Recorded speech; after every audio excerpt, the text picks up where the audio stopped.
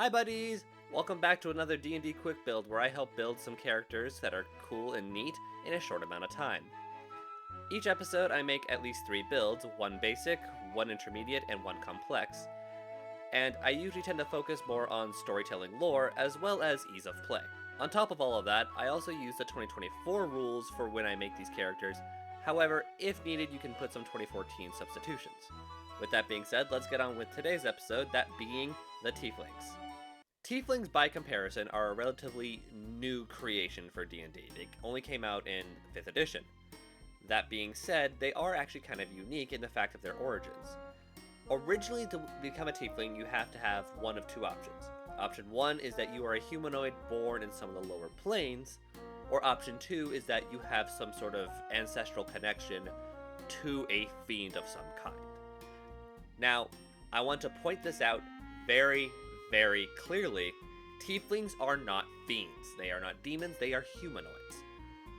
They just happen to have certain connections, and they tend to look as if they were a fiend. In fact, 2024 actually says, depending on how the Tiefling looks, you can actually determine like what relationship it has, whether it's to the Nine Hells, whether it's to the Pandemonium, or the Abyss, whatever. They have a variety now. When it comes to culture, however, Tieflings don't exactly have one the same way elves and dwarves do. Elves and dwarves are based off of an actual mythology, whereas Tieflings are actually closer to humans. That being said, like humans, they will have more of a variety. So when building the characters, I'm going to have to consider the fact that, a lot of them could form from any kind of culture.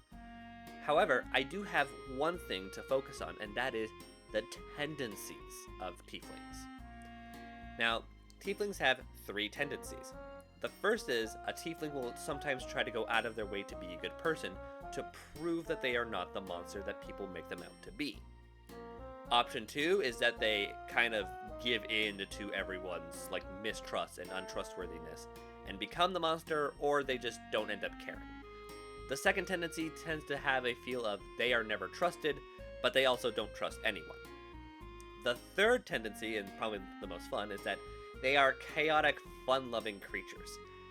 Most of the people who play Tieflings tend to go this third way because they kind of go, ooh, I could have, some cool horns or some cool shapes or a cool colored skin, and they play off of it very well.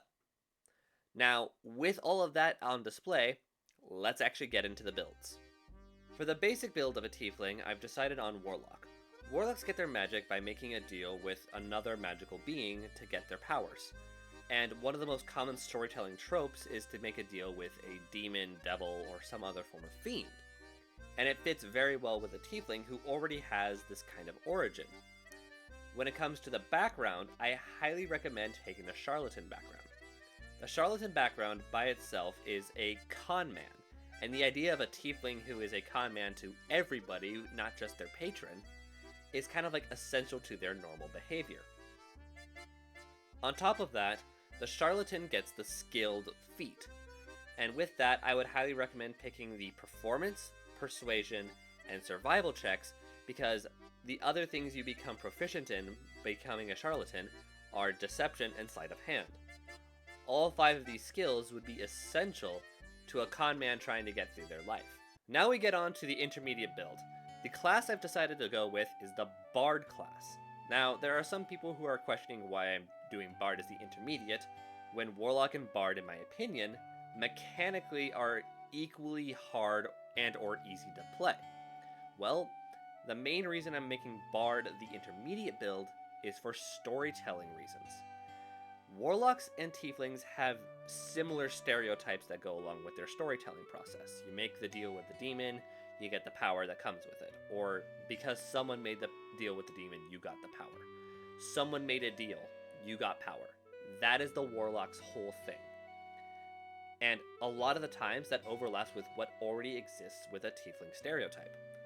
Bards have their own stereotypes. Their main stereotype is that they are chaotic, fun-loving beings, usually centered around some form of performance, most of the time being music, but sometimes also being other forms of art.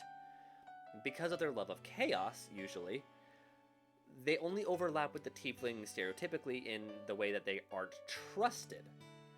but only in certain circumstances, meaning that, because even though they're both charisma based, a bard is a little more diverse than a warlock for a tiefling. On top of that, the background I've decided is the sailor background. Sailors themselves mean that you can be a merchant sailor, you could be the ship's entertainer, you could be a quartermaster who, keeps people in line with singing, and on top of that, you can be a pirate if you wanted to, without having to necessarily be a rogue. On top of all of that, the origin feat that the sailor gets is the tavern brawler, which means that if the crowd or the people that you're singing in front of decide to get, a little more antsy, you can absolutely throw hands and just punch them in the face. This leads to your tiefling having a very diverse character, but one that focuses on the lovable, untrustworthy person. So that, yeah, there are certain people who don't trust you, but there are also certain people who love you and do trust you. Giving that, instead of having to find a redemption, you just kind of have a found family. And it leads to more interesting characters being a sailor bard. Now we get to the complex build for the tieflings. Now, I've already stated in the past that tieflings have an infernal origin and a love for chaos. So, what is the exact opposite of this? A lawful good goody two-shoes who does the opposite of infernal origins, which means that they train in the higher planes of existence, like being a cleric.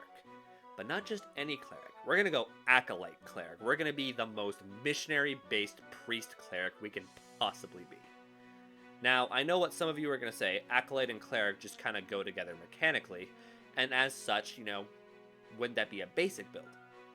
Normally, yes, but not for a tiefling.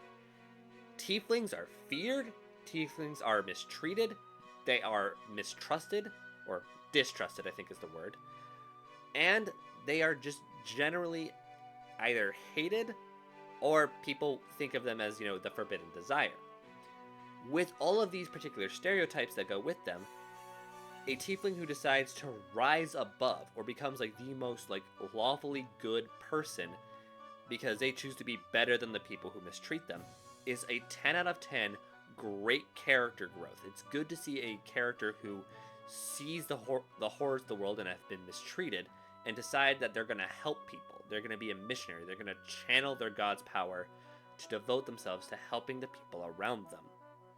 The only downside I really see is that since the acolyte comes with the origin feat of magic initiate cleric, that since you're already a cleric, you're just getting some more spells from your spell list. But if you want more diversity, you should talk to your DM about still getting magic initiate, but making the magic initiate instead be more related to the racial aspect of your character or backstory based. So taking on something like warlock or druid or bard, any of them, to give yourself a little more diversity. If your DM's not up for it, still take on the cleric. It's some extra spells that you get for just having that background. It just means that you're not going to have as much of a diverse spell list, which can be a little more challenging, which is the entire point of a complex build, having a character who does not fit in with the normal culture of whatever the race is, as well as being a little more mechanically challenged. On top of this, clerics are wisdom-based, not charisma-based, like the other two are, meaning that you don't normally rely on the charisma that you probably already have high of being a tiefling. Instead, you're leaning more towards, discipline and, knowledge.